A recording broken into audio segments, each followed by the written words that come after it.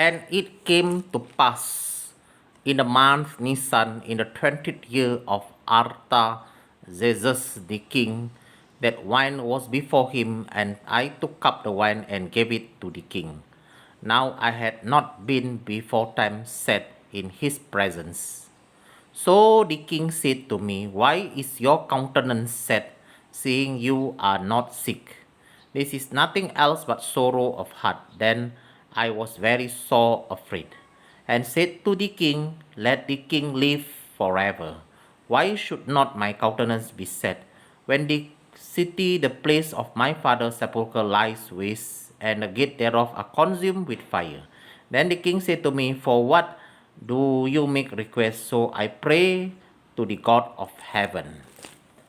And I said to the king, if I please the king, and if your servant have found favor in your sight, that you would send me to Judah, to the city of my father's sepulchre, that I may build it. And the king said to me, the queen also sitting by him, for how long shall your journey be? When would you return?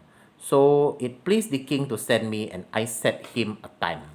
Moreover, I said to the king, if it please the king, let letters be given me to the governor beyond the river, that they may convey me over until I come to Judah. And a letter to Asaph, the keeper of the king's forest, that he may give me timber to make beams for the gate of the palace which appertain to the house, and for the wall of the city, and for the house that I shall enter into. And the king granted me according to the good hand of my God upon me. Then I came to the governor beyond the river, and gave them the king letters. Now the king had sent captains of the army and horsemen with me. When Sanballat the Horonite and Tobiah the servant Ammonite heard of it, it grieved them exceedingly that there was come a man to seek the welfare of the children of Israel. So I came to Jerusalem and was there 3 days. And I arose in the night, I and some few people with me. Neither told I any man what my God had put in my heart to do at Jerusalem. Neither was there any beast with me, save the beast that I rode upon. And I went out by night by the gate of the valley, even before the dragon well, and to the dung gate, and view the walls of Jerusalem, which were broken down, and the gate thereof were consumed with fire. Then I went on to the gate of the fountain, and to the king's pool, but there was no place for the beast that was under me to pass. Then went I up in the night by the brook, and viewed the wall, and turned back and entered by the gate of the valley, and so returned. And the ruler knew not where I went, or what I did, neither has I as yet told it to the Jews, or to the priests, nor to the noble, nor to the ruler, nor to the that did the work. Then I said I to them, you see the distress that we are in, how Jerusalem lies waste, and the gate thereof are burned with fire. Come and let us build up the wall of Jerusalem, that we be no more a reproach. Then I told them of the hand of my God which was put upon me, also the king's word that he had spoken to me. And they said, let us rise up and build. So they strengthened their hand for this good work. But when Sanballat the Horonite, and the Tobiah the servant, the Ammonite, and the Geshem the Arabian heard it, they laughed us to scorn, and they despised us, and said, what is this thing that you do? Will you rebel against the king? Then answered I them, and said to them, the God of heaven, he will prosper us, so will his servant will arise and build. But you have no portion, no right, nor memorial in Jerusalem. All right. आर्था छत्र राजा के 20वें वर्ष के Nissan नामक महीने में, जब उसके सामने डखमारू था, तब मैंने डखमारू उठाकर राजा को दिया। इससे पहले मैं उसके सामने कभी उदास न हुआ था। तब राजा ने मुझसे पूछा, तू तो रोगी नहीं है, फिर तेरा मुंह क्यों उतरा है? ये तो मान ही की उदासी होगी। तब मैं अत्यंत डर गया। मैंने राजा से कहा, राजा सदा जीवित रहे। जब वो नगर जिसमें मेरे पुरखाओं की कब्रें है उजाड़ पड़ा है, और उसके फाटक जले हुए हैं, तो मेरा मुंह क्यों ना उतरे। राजा ने मुझसे पूछा, फिर तू क्या मांगता है? तब मैंने स्वर्ग के परमेश्वर से प्रार्थना करके राजा से कहा, यदि राजा को बाये और तू अपनी दास से प्रसन्न हो तो मुझे यहूदा और मेरे पुरखाओं के कबारों को नगर को भेज, ताकि मैं उसे बनाऊं।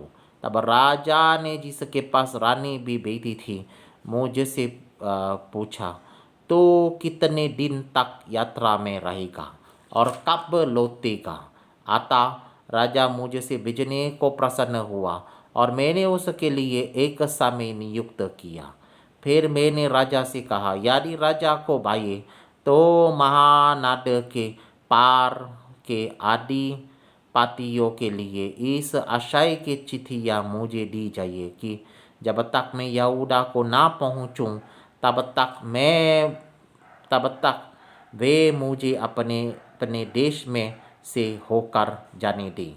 और सरकारी जंगल के रखवाले आसप के लिए भी इस आशय की चिट्ठी मुझे दी जाइए, ताकि वो मुझे बावन से लगे हुए राजगार की कार्यों के लिए और शहरपना के और उस गार के लिए जिसमें मैं जाकर रहूँगा लाकड़ी दे।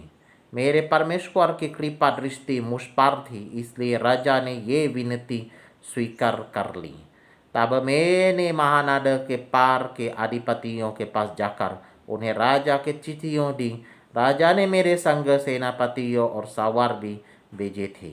ये सुनकर के एक मनुष्य इसराइलियों के कल्याण का उपाय करने को आया है।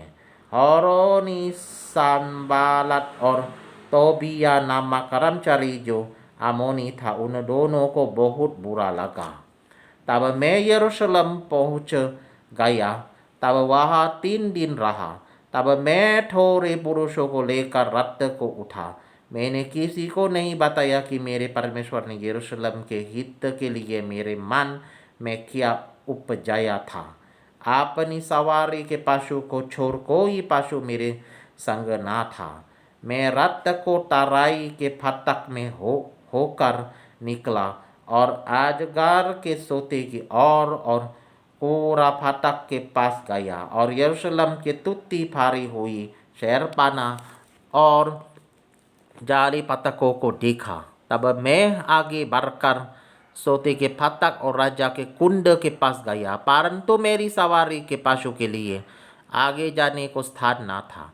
तब मैं रथ नाले से होकर शहरपना को देखता हुआ चढ़ गया, फिर घूमकर तराई के फाटक से भीतर आया और इस प्रकार लौट आया। हाकिम ना जानते थे कि मैं वहाँ गया और क्या करता था, वरन मैंने तब तक ना तो यहूदियों को कुछ बताया था और ना याजकों और ना राइसों और ना हाकिमों और ना दूसरे काम करने वाले को। तब मैंने उनसे कहा, तुम आप देखते हो कि हम कैसे दुर्दशा में हैं, कि यरूशलेम उजाड़ पड़ा है और उसके फाटक जले हुए हैं। आओ हम यरूशलेम की शहरपना को बनाएं कि भविष्य में हमारी नामधराई न रहे। फिर मैंने उनको बतलाया कि मेरे परमेश्वर की कृपा दृष्टि मुझ पर कैसी हुई और राजा ने मुझसे क्या क्या बातें कही थीं। तब उन्होंने कहा, आओ हम कमर बंद कर बना लगो, और उन्होंने हम वाले काम को करने के लिए याव बंद लिया। ये सुनकर औरोनी संबालत और तोबिया नामक कर्मचारी जो अमोनिया था और केशव नामक एक अरबी हमें तथा में उड़ाने लगे और हमें तुच्छ जनकर कहने लगे, ये तुम क्या काम करते हो? क्या तुम राजा के विरुद्ध बलवा करोगे? तब मैंने उनको उत्तर देकर उनसे कहा, स्वर्ग का परमेश्वर हमारा काम सफल करेगा, इसलिए हम उसके 10 कमर बंद कर बनाएंगे, परंतु यरूशलेम में तुम्हारा ना तो कोई बाग ना हक और ना स्मारक है।